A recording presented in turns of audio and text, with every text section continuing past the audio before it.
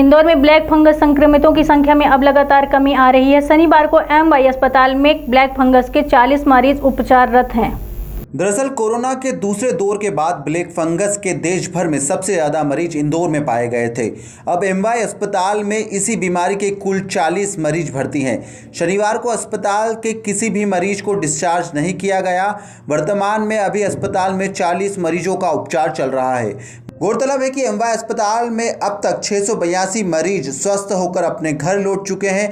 जुलाई अगस्त महीने में एमवाई अस्पताल में जहां 150 से ज़्यादा मरीज भर्ती हुआ करते थे, वहीं यहां मरीजों की संख्या अब 40 के आसपास आ गई है।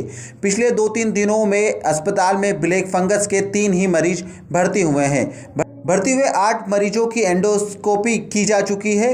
एमवाई अस्पताल में अभी तक 952 मरीजों की सर्जरी और 1578 की एंडोस्कोपी की जा चुकी है।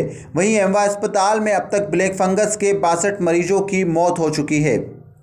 ब्लैक फंगस के मरीज जैसे कि हम देख रहे हैं कि वर्तमान में हमारे इस पूरे क्षेत्र में ही कोविड के केसेस लगभग ख़त्म ही हो रहे हैं, अर्थात क्योंकि इस बीमारी का सीधा संबंध कोविड से ही था।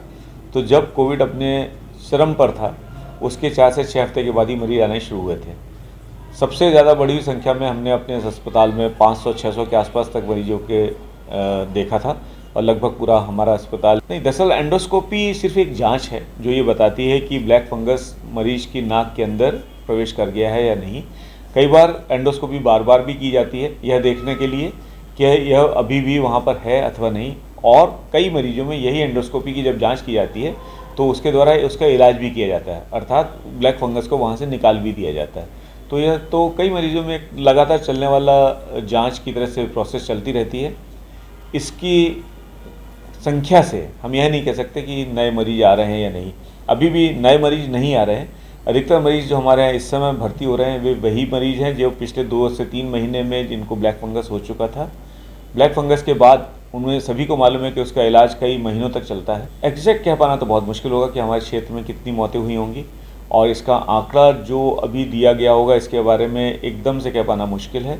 लेकिन मेरे ख्याल से इसमें मृत्यु की संभावना विदेशों में जहाँ पे 70-80% तक देखी जाती थी, हमारे यहाँ कभी भी इसका आंकड़ा 8-10% से ज़्यादा नहीं रहा है।